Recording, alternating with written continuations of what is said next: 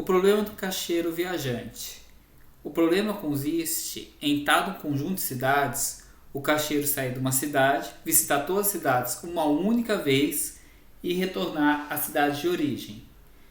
Esse nome vem de que antigamente, nas décadas de 30 e 40, existia a figura do caixeiro. O que era o caixeiro?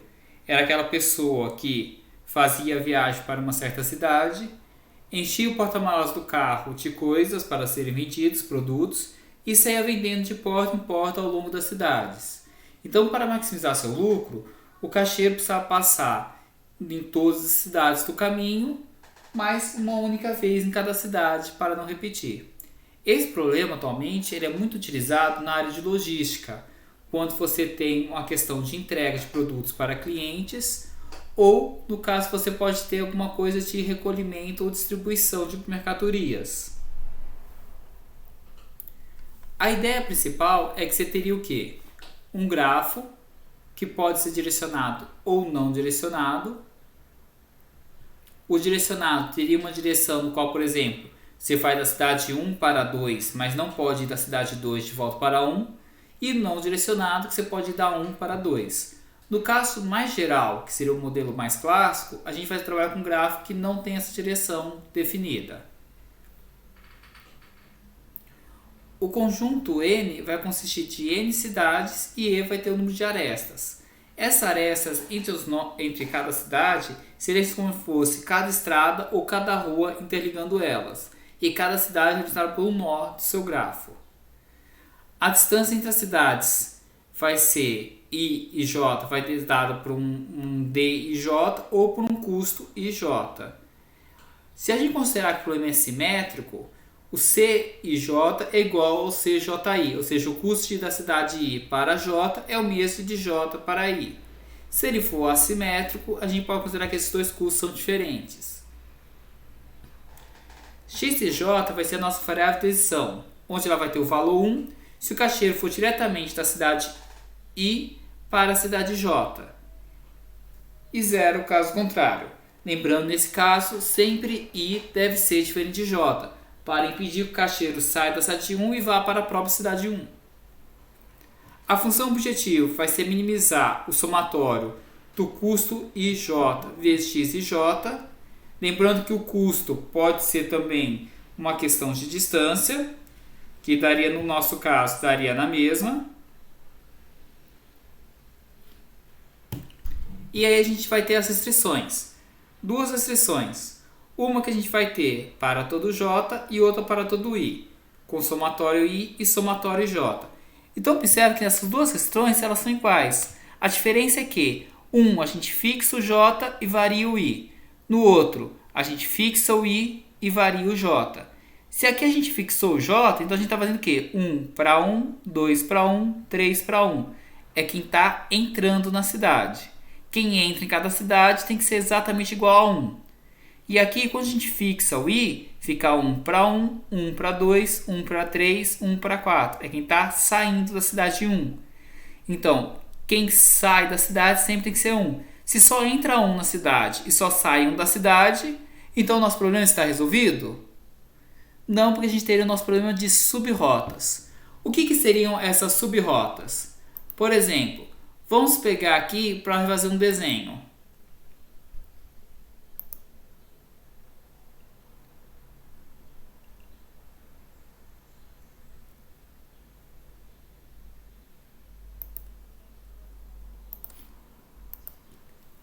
Então vamos desenhar aqui um nó 1, que eu vou pressupor aqui como sendo a minha cidade 1.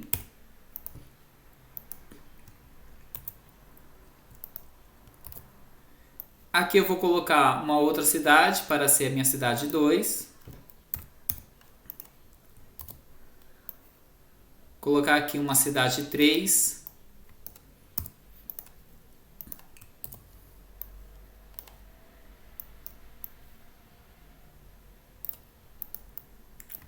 Cidade 4.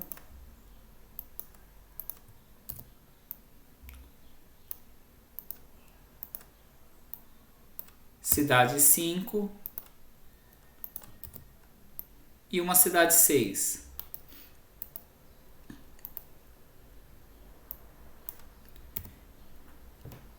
Então, por exemplo, vamos criar um caminho entre essas 6 cidades de forma a respeitar aquelas duas restrições. Ou seja, de cada cidade só vai sair uma seta e de cada cidade só vai chegar uma seta. Então vamos fazer, por exemplo, daqui para cá, daqui para cá, daqui para cá, desse para esse, de 4 vai para 5 e de 5 eu vou para 6. Se a gente for olhar esse caminho, o que acontece? Eu respeitei todas as restrições do meu problema. De cada cidade só saiu uma única seta. Em cada cidade só chegou uma única seta. Mas tem um problema nisso, que é o quê? Você criou uma sub-rota. Então, ao invés do caixeiro criar uma rota que percorre todas as cidades, você criou 2 sub-rotas, onde ele percorre um grupo só de cidades e vai percorrer a todas. Como a gente faz para eliminar isso? A gente vai criar uma nova função, que vai ser uma nova restrição, aliás, que vai ter uma variável definida por um fluxo, que é o fluxo que vai da cidade I para a cidade J. O que seria esse fluxo? Seria como se a gente for pensar na história de João e Maria, que a gente ia deixando as migalhas pelo caminho na floresta, migalhas de pão, para seguir o caminho. Você não pode seguir um caminho se você não tiver migalhas para deixar. Essa é a nossa ideia do fluxo.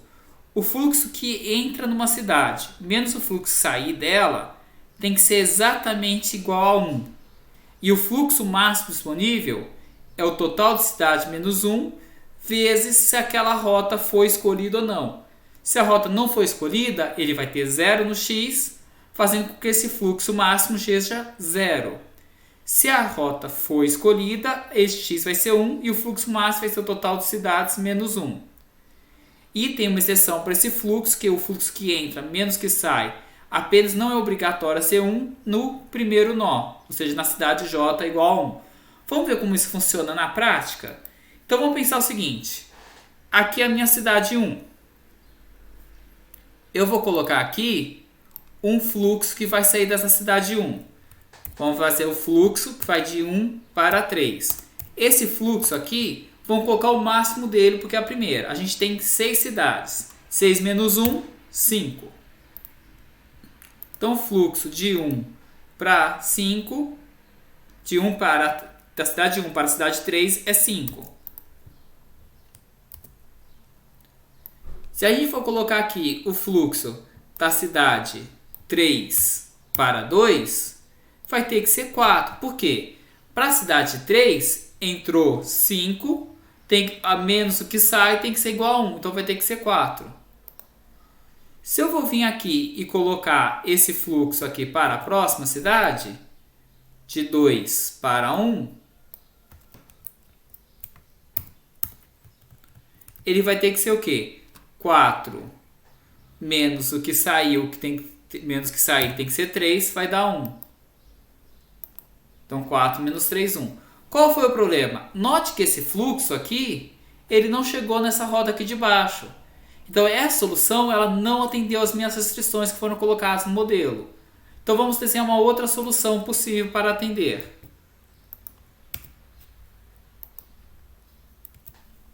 Por exemplo, fazer alguma solução desse tipo.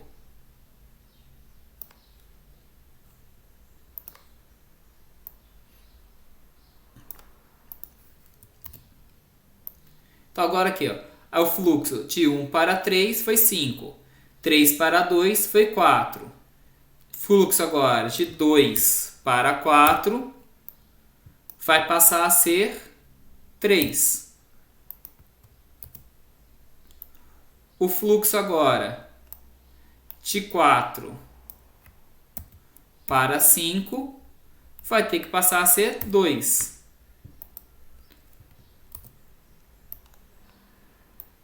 O fluxo de 5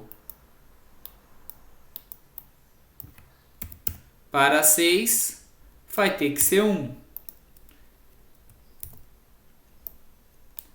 E o fluxo de 6 para 1 vai ser 0. Então acontece, a quantidade máxima de fluxo foi o total de cidades menos 1, que foi 5. Todas as cidades saiu 1 e voltou e entrou 1. Em cada cidade, o fluxo que entra menos que sai sempre foi igual a 1, exceto para a cidade número 1, e assim a gente fechou a rota. Desse modo, você obriga o caixeiro a fazer uma rota sem haver repetição de caminho neles, nem repetição de cidade. E não tem como formar uma subrota desse jeito, respeitando a restrição de fluxo. Aqui a gente tem um exercício. Problema do caminho mínimo. O problema do caminho mínimo, ele se diferencia do problema do caixeiro viajante no quê? Porque o objetivo do caminho mínimo é achar o menor caminho entre dois pontos. Diferentemente do caixeiro viajante, que você se preocupa em passar por todas as cidades antes de voltar para a cidade de origem, o caminho mínimo ele pressupõe apenas que você tem que sair de um ponto, chegar no outro, fazendo a menor rota possível. Então aqui o nosso problema agora, nossa função objetiva, é minimizar a distância percorrida entre IJ vezes x e j, onde x e j é o caminho se a cidade I e j for utilizado ou zero caso contrário. Ou seja, nesse caso, não há obrigação nenhuma de utilizar e visitando todas as cidades. A gente vai considerar a cidade 1 como sendo a nossa cidade de origem. Como a cidade 1 é a cidade de origem, quem sair da cidade 1 tem que ser igual a 1. E tudo que chega na cidade final, que destino vai ser a cidade N, também tem que ser igual a 1. Então vai sair 1 da primeira cidade e vai chegar 1 na última cidade da sua rota. Aí as cidades no meio do caminho. As cidades no meio do caminho, a gente vai ter o quê? O fluxo que entrar nelas, a quantidade de pessoas que entrar nelas tem que ser igual à quantidade que sai. Então se entrar um carro numa cidade que está no meio do caminho, tem que sair 1. Se não entrar nenhum, não sai nenhum. Note que essa restrição ela não é válida nem para o primeiro nó, tanto que ela começa de 2, nem para o último, que é o nó N. Então preste atenção na hora de implementar isso, na hora de vocês colocarem. Outra forma de fazer isso é com esse modelo aqui, que a gente teria sempre que o quê? O fluxo que entra numa cidade menos o fluxo que sai de uma cidade tem que ser igual a um vetor B. Quem que é esse vetor B? É o fluxo no nó I, e que vai ser sempre 1 para a origem e menos 1 para o destino, e 0 para os demais. Se a gente só tem 1 na origem e menos 1 no destino, e os demais todos são 0, na hora que a gente somar todo mundo, tem que dar quanto? 0. E com isso a gente consegue montar um problema de caminho mínimo. Esse problema de caminho mínimo é muito utilizado em algoritmos para programas como, por exemplo, o Google Maps, que você consegue determinar a menor rota de viagem para entre duas cidades quando você vai viajar, por exemplo, com seu carro. Aqui também tem um exercício com exemplo no mapa da nossa região e as distâncias entre elas. Vocês podem montar um programa para poder achar qual é o menor caminho entre essas cidades. Esse daqui também está lá no Moodle da disciplina, esse arquivo aula 01PO2 na pasta com as notas de aulas. O problema de roteamento de veículos. O roteamento de veículos tem dois modelos. Um que é mais completo, que é esse daqui que está no Guropo 114, que eu não vou colocar ele aqui hoje, justamente por ele ser um modelo que é mais complicado para ser explicado, vou deixar para ser feito um vídeo só dele depois. E tem um modelo alternativo, que é mais simples e que é baseado na mesma ideia do caixeiro viajante. Esse modelo alternativo, o que ele faz? Ele cria um fluxo entre os nós I e J. Então o modelo ele é bem parecido com o do caixeiro viajante, com a diferença que o nosso fluxo que entra numa cidade menos que sai deve ser igual à demanda da cidade, em vez de ser igual a 1. E todo mundo que sair do nó de origem tem que ser igual ao número que vai entrar. Então acontece que de todas as cidades entra 1, todas as cidades sai 1, exceto para a primeira cidade. Por quê? Porque a primeira cidade, que é a sua garagem, pode sair, 5, 6, quantos caminhões quiser. E assim como para entrar nela, pode entrar quantos caminhões quiser. Mas a quantidade de caminhões que sair daquela cidade tem que ser o mesmo que entrar.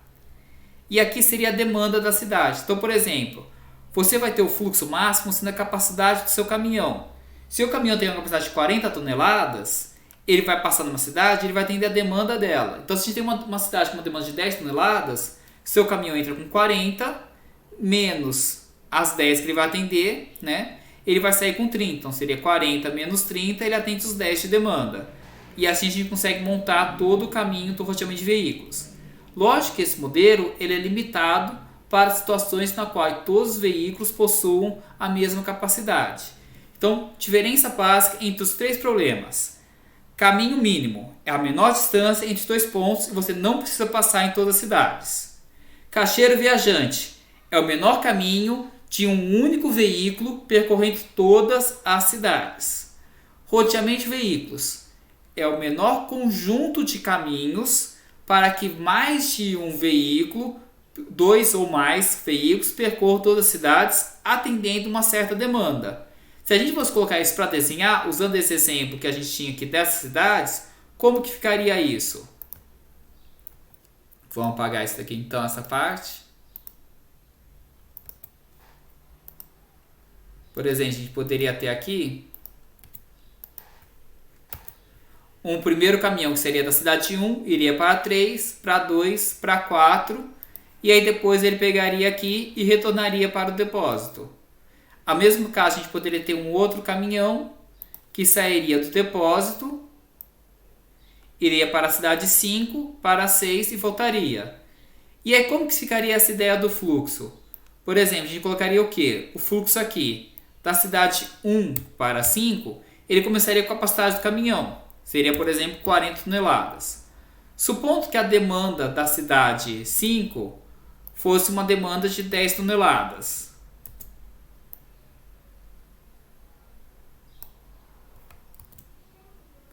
Então a gente teria aqui uma demanda 5 igual a 10 toneladas. Aí o fluxo de 5 para 6 vai passar a ser quanto? 40 menos as 10, que vai dar 30. Se aqui a gente tiver uma demanda, por exemplo,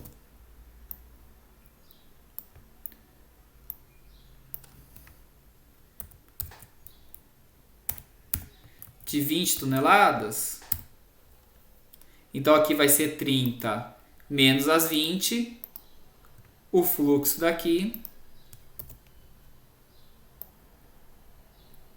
entre 6 para 1 vai passar a ser 10. E aí o caminhão retorna porque não tem mais nenhum outro lugar para passar. Da mesma forma, valeria aqui para os outros caminhos. A gente vai colocar aqui o fluxo da garagem, que é 1, para o 3, vai ser 40, que é a capacidade do caminhão.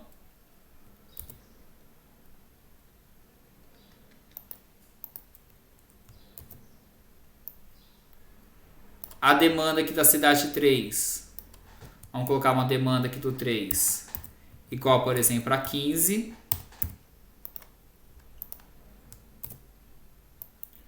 O fluxo aqui de 3 para 2 ficaria 25, que é 40 menos 25, vai estar os 15 daqui.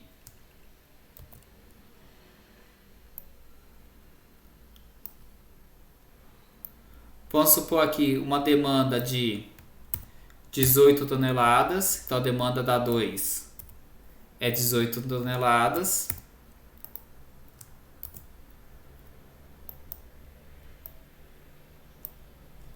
O fluxo de 2 para 4 seria justamente a diferença. Então aqui vai dar 7, que 25 menos 7 dá 18.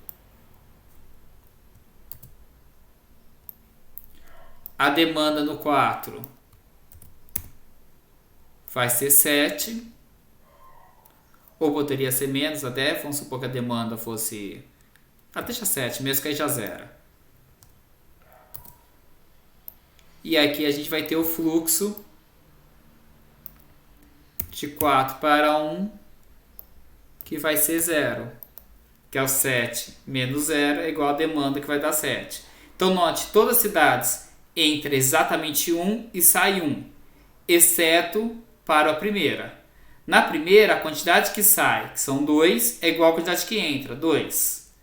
E toda demanda, o fluxo de uma cidade, o fluxo que entra na cidade 3 ou o fluxo que sai em cada cidade é igual a demanda de cada. Então 40 menos 25 igual a 15, 25 menos 7 é igual a 18 e assim por diante. Então todo fluxo que entra menos fluxo que sai é igual a demanda de cada cidade.